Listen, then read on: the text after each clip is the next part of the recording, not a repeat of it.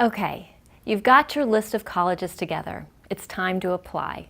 As you've probably inferred from the earlier modules, applying to college is a detail-focused task. Even the word application oversimplifies what is required. In this section, you'll start to think of your application as a packet, a series of documents, essays, and supporting materials that hopefully offer a college a complete portrait of you. Today we're going to break down this process by focusing on application forms and requirements, how to approach this task, that is, how to think about assembling all of the right materials, and we'll reinforce the importance of meeting deadlines. Many of you will be completing the Common Application, or Common App, which allows you to complete the application online, and for a separate fee, send the application to as many participating schools as you require. The other possible application you may encounter is the Coalition application. Same idea as the Common App. Most colleges will have supplemental requirements, which may include additional essays. Keep a sharp eye out for these other requirements. A few colleges and universities have completely separate applications for their non-traditional students. This includes Yale's Eli Whitney program and Columbia University School of General Studies. Those applications are found at those divisions of the broader university's website and are submitted directly to that division of the university. Fees can add up, so always make sure to check to see if your application fee as an active duty service member or a veteran can be waived. It never hurts to ask. Your transcripts are amongst the most important items in the admission package. Colleges and universities require official transcripts, which can be requested online or via phone from the previous institutions you've attended. While the term official transcript means sent directly from the previous institution to the new Office of Admissions, it doesn't hurt to keep personal copies on hand or access them from your current institution's portal. They'll be considered unofficial, but they can often serve as a placeholder while the official copies are being sent from one institution to another. If you don't have a copy on hand, you can request one, just as you would request an official copy for a college application. Never withhold a transcript, even if you failed out of a college or university. Colleges and universities often check to see if there are other transcripts available for an individual. We've seen and worked with service members and veterans who neglected to submit a transcript and didn't tell us. When the higher education institution found out, their admission was rescinded. It's considered academic dishonesty, and this is not how you want to start the admission process. Remember to submit copies of your Joint Services Transcript, JST, and College Level Examination Program, CLEP, credits. While these don't always transfer, it's better to submit them than not. These transcripts can also give an admissions committee a peek into the kind of work you've been doing since you last left school. These courses might not always grant you college credit, but they show that you've continued learning after you left the classroom. They give you readers of your application a better sense of who you are as an applicant, even if the transcript doesn't get you closer to a degree. Check with your potential college as soon as possible to see if you need the SAT or ACT. Some colleges and universities are testing optional. Don't cut out a potential school just because they require a test. You're limiting yourself before you've even explored it as an option. Some colleges and universities even take into account that it's been a while since you may have taken these exams in high school. Remember, you've taken these kinds of tests before. The ASVAB has many of the same components as the SAT and ACT. Your AFQT and GT scores might give you a sense of how you do on standardized tests, or you may already have a test score from high school. If you have a score from high school, you'll need to check with the university to see how recently tests have to be taken to be accepted. The time limit can be 5 to 8 years, so make sure to ask. Similar to transcripts, your official test scores will need to be sent directly from either the College Board or ACT versus coming from you. Some colleges may require your entire testing history. It's in your best interest to contact the admissions office or at least do a thorough reading of the college's website to make sure you understand the requirements and have enough time to register for the appropriate exam. If you're still on active duty, remember that you have the option to take the SAT or ACT for free through Dante's. Take advantage of that. Every penny counts.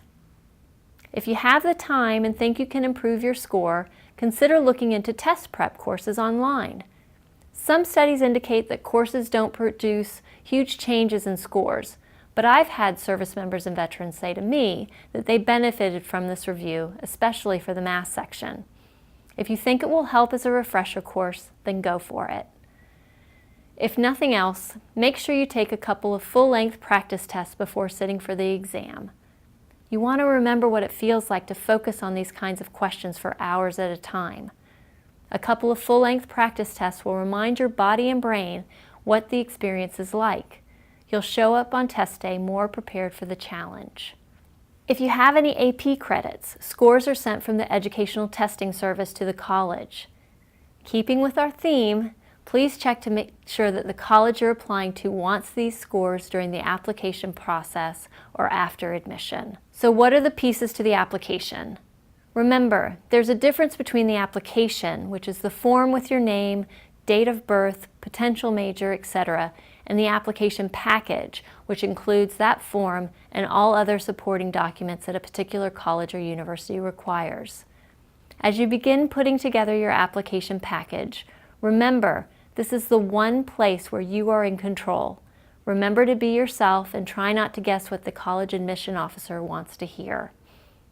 Give yourself plenty of time to put together an organized and carefully thought out application. Admission officers can tell right away whether somebody has spent time putting together their application package or if it's been thrown together at the last minute. This can make a tremendous difference if you end up being on the cusp for admission. Make sure the 30 minutes they spend on your application, yes, it's about 30 minutes, have an impact. Each school will have its own set of specific questions. Take care to address the questions asked of you. While all the questions may not make sense for someone who's been out of high school for some time, do your best to answer the questions and be succinct and concise. Given that you most likely have more life experience than the typical college applicant, pivoting your response to such a question to include your more recent military career may offer an opportunity to illustrate how that life experience has made you grow as an individual since your high school years. Adding extra letters of recommendation, certificates, projects, or commendation papers will not necessarily make your application better. Indeed, sending more material may actually make a negative impression on the admissions committee. Admission officers have a limited time to read applications, and there's an art, appreciated by admission officers, to make your accomplishments stand out in the allotted space and format. Make sure to keep track of all your applications once they are submitted, keep all the online confirmations in one place, and make copies of all the applications you have submitted. Deadlines are an important detail around which you will organize your application process. Colleges have application deadlines, testing agencies have exam deadlines, your references will need deadlines to submit their letters of support. Deadlines are everywhere. Instead of looking at these dates, and there'll be lots of different dates to keep track of, as an obstacle, use them to backwards plan your approach to the application. This is one of those areas where your time in the military will really help you out. While all colleges and universities broadly require the same documents for their applications, many have their own unique process with specific options and deadlines for applying. For example, at some, if you're applying as a first-year student, you can do so early action, early decision, or regular decision. The process is slightly different if you apply as a transfer applicant, and as I've mentioned already, there are even some colleges and universities that have a separate application process for non-traditional students altogether. What do all of these options mean? Regular decision is the broadest of the three. Your application moves forward in a large pool and can have a slightly later deadline. If, however, you're certain about a college or colleges you want to attend, consider if applying for early action or early decision is the right thing for you. Generally, early action applications are due in November, and by December, your application is either accepted, denied, or deferred, which means the college isn't ready to make a decision, and you'll be reconsidered in the regular applicant pool. While the college commits under early action, you, on the other hand, are not committed. to that college and can, if you want, apply to other colleges or universities. Early decision is different than early action in that it's binding to you. By applying early decision, you're saying to the college, this is my first choice. You'll have to withdraw all other applications, so you need to be 100% certain this is where you want to attend. As with early action, you generally apply in November, and by December are accepted, denied, or deferred. It may be a good idea to apply early decision or early action if you're sure where you want to apply.